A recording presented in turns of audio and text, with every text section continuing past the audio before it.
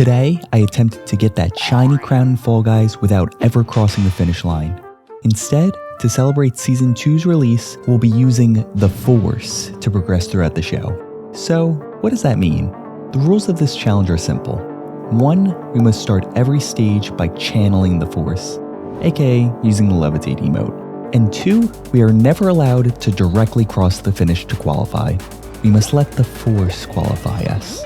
Directly crossing the finish line we're going to define as using the control stick to cross. So in qualifying, we cannot walk, dive, or jump over the finish. Instead, we can only progress by projectile or by another player, thereby forcing us over the finish line. And let me tell you, the first match was fun, but the second one was absolutely insane.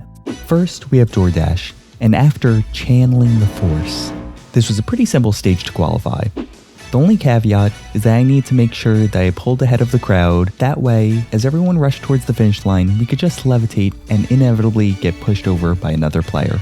Similar strategy went for the next stage, Whirligig, which, wait a second, channeling the Force, which was the same deal as DoorDash. Just use some big brain gamer skills and pull ahead of all the other players, then fall in this exact spot, and then make my way to the finish line to channel the Force. Now, this red bean didn't feel like dealing with the Force today and kept trying to pull me away. But after pulling me away a few times, it was that bean himself that helped qualify us this round. Thanks, bud. Also, huge props to this guy who big brained on top of the gate at the beginning of this level.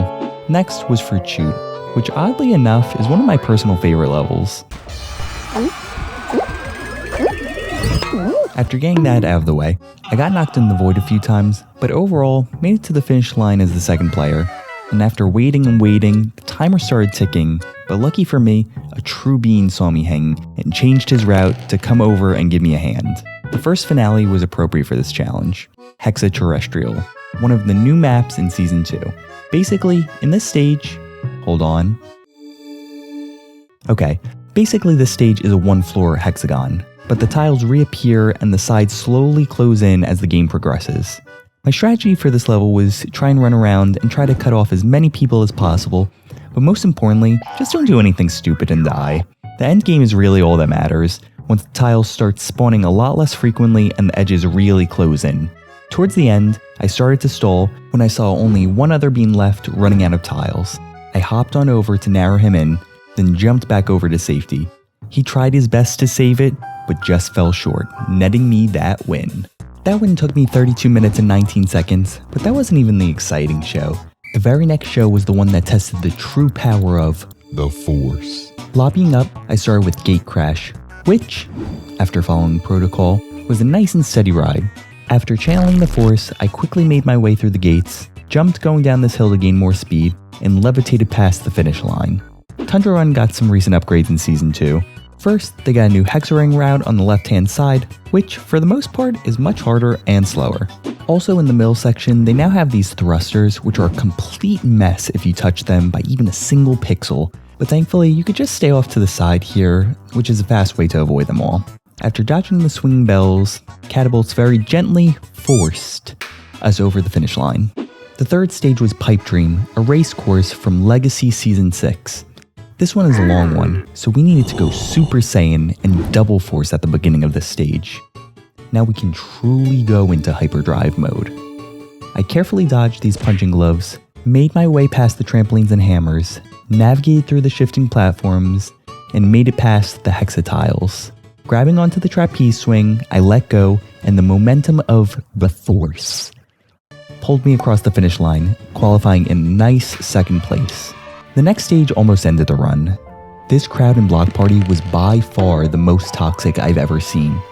After the Force lifted my spirits, both physically and emotionally, the match began nice and peacefully. But then, this samurai bean tried to do me dirty and almost succeeded. I got swept off my feet and couldn't get back up in time. I got dragged off the edge, barely hanging on and getting on my feet at the very last second. I jumped, dove, and landed on the last pixel of the stage. It was so close, I began to slide off the edge, but jumping at the last moment possible, I just barely survived near death. He tried to do it again, but I made sure to jump around him this time. Continuing on, I navigated through more of the moving platforms until now this yellow and purple beam grabbed me, making me completely eat my jump. I spammed the jump button, thankfully with a little bit more clearance from the edge this time around. A few more jumps, then the force lifted us up to the final round. Jump Showdown was the finale, but how about instead of jumping, we use the force to levitate us above the beam? Is it possible? No. Well, it is possible to win without jumping. Video in description. But not in this context. The bars began moving faster and the platforms dwindled down. It came to 2 platforms, one by myself and one with the 2 other beans that tried to kill my run in Block Party. If I could pull through, eliminating those 2 players would make this victory so much sweeter. Samurai being misclicked, leaving only the 2 of us left. The timing of the jumps got a whole lot tighter, but this stage was forged in gold for a reason. Dirty players need to play dirty, because their gamer skills don't let them get their hands on that sweet golden crown.